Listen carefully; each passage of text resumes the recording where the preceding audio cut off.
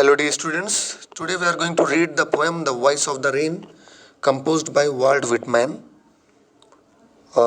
He is a renowned American poet and he is popularly known as the Voice of America.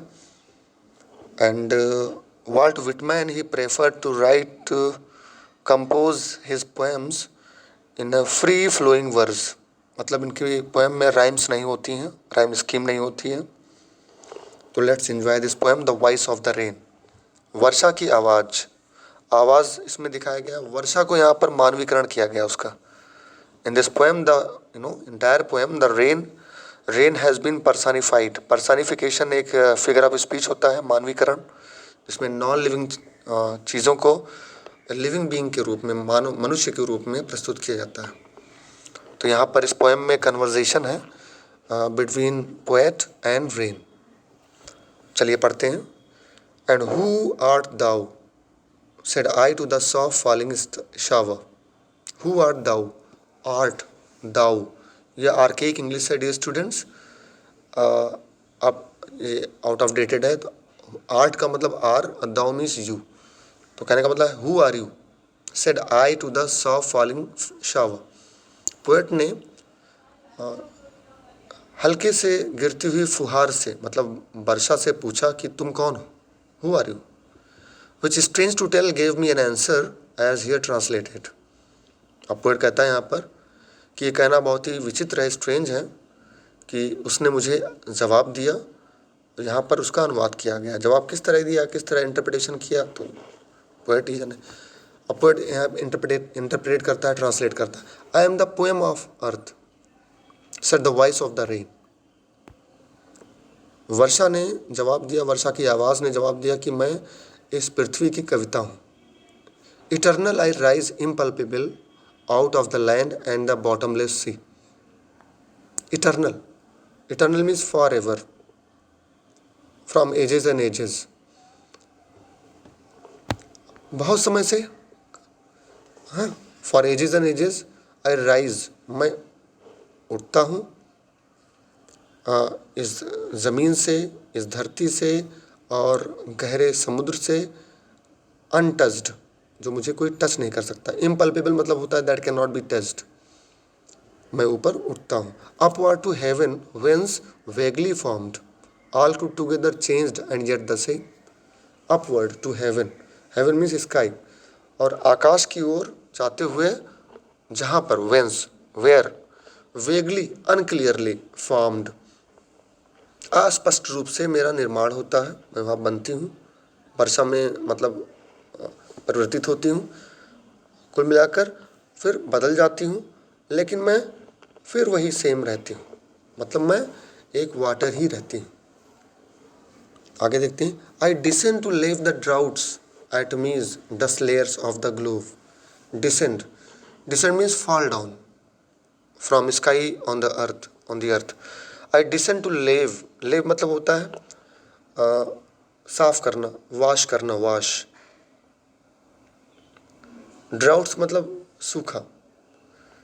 तो सूखे को मैं मतलब उसको संतुष्ट करती हूँ, सूखे को साफ करती हूँ.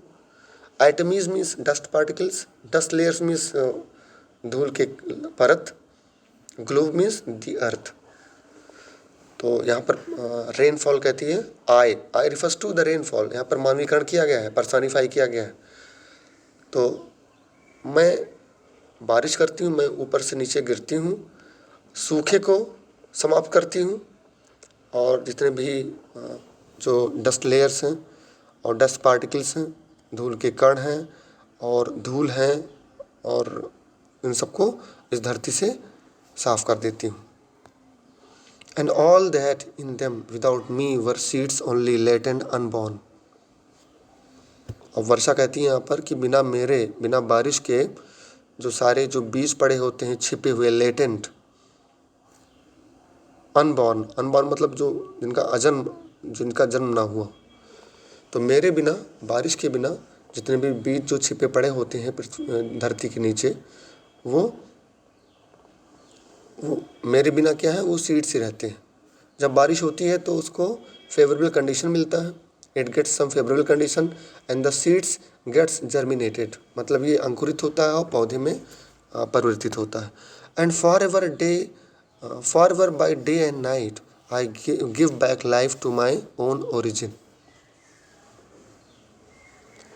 माई ओन ओरिजिन, अब यहाँ पर बारिश कहती है, वर्षा कहती है कि मैं अपनी उत्पत्ति की जगह को, मतलब इस धरती से मेरा जन्म होता है, मैं निकलती हूँ। पानी कहाँ होता है? धरती पर, तो उसका ओरिजिन प्लेस है। तो इस ओरिजिन प्लेस को वो दिन रात नया जीवन प्रदान करती है,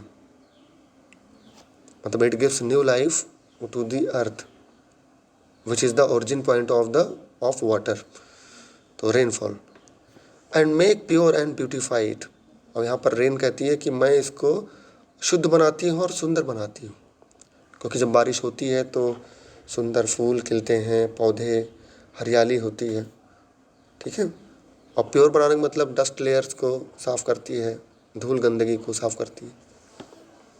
लास्ट लाइन ये ब्रैकेट में है, जो कि पोएट ने खुद कहा है, और बाकी जो लाइंस एबव लाइंस है वो पोएम में वो रेन ने ही कहा है, उसको पर्सनिफाई किया गया है। यहाँ पोएट का कहना है, for song issuing from its birth place after fulfilment wandering recked or unrecked duly with love returns. Duly मतलब होता है ठीक से, विधिवत, अच्छी तरह से। For song issuing from its birth place